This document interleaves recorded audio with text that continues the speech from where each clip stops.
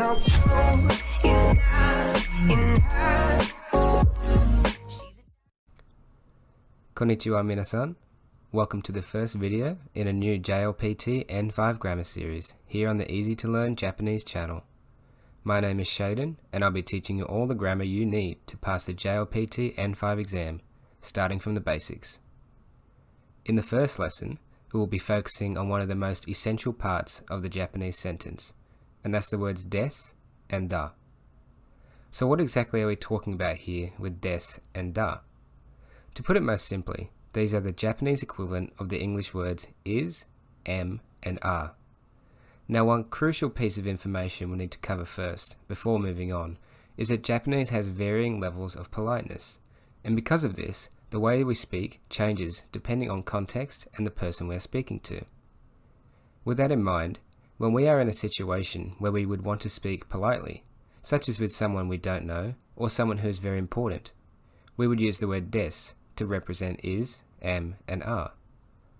On the other hand, if we are in a casual situation, such as with friends or family, we would most often opt to use the word da, or perhaps even omit it entirely. Grammatically speaking, des and da are what we call copula. Copula are special verbs used to join adjectives or noun complements to a subject. So in English, these would be words like is, am, was, appear, seem, sound, look, etc. Like we mentioned earlier, both des and da are used to mean is, am, and are. However, I'd say that they have a much broader meaning. So now that we know a bit about what des and da are, how would we go about using them in different tenses? Well, already we know what the present affirmative tense is, so let's find out what the past tense would be. In the case of des, the polite past tense form changes to deshita. Nice and simple. For da, we would change this to datta. So just to recap, des conjugates to deshita and da to datta. Now, one of the simplest yet most useful sentence patterns you will ever come across in Japanese is subject plus wa plus object plus des. You can even think of this just as A is B. Once you know this structure, you can form thousands of sentences.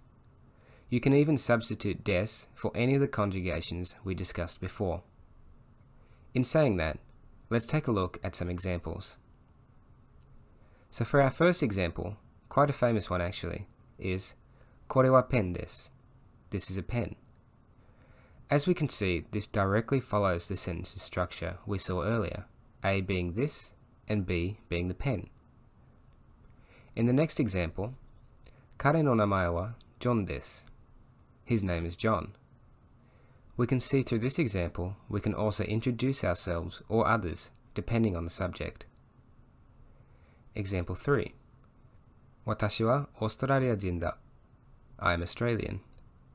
Another useful sentence which we could use to describe our nationalities. In example 4. Kodomo no toki suki na iro wa aka datta. When I was a child, my favorite color was red. Now this might seem like a complex sentence at first, but it follows the A is B rule as well, with the addition of time. As you can see, the final da was changed to datta to indicate past tense as well. Now the final example sentence. Otousan wa kyoshi deshita. My dad was a teacher. Going back to something a bit simpler, we see how we could use this sentence structure to describe occupation. Also take note of the final part of the sentence, deshita. So from that we can tell that this was in the past, and we know that the dad is no longer a teacher. So, that's all for this video about des and da. I hope you were able to learn something and maybe try and make a few sentences in Japanese for yourself. If you have any questions, be sure to leave them in the comments below. Don't forget to leave a like and subscribe. And with that, I'll see you in the next video. Mata ne!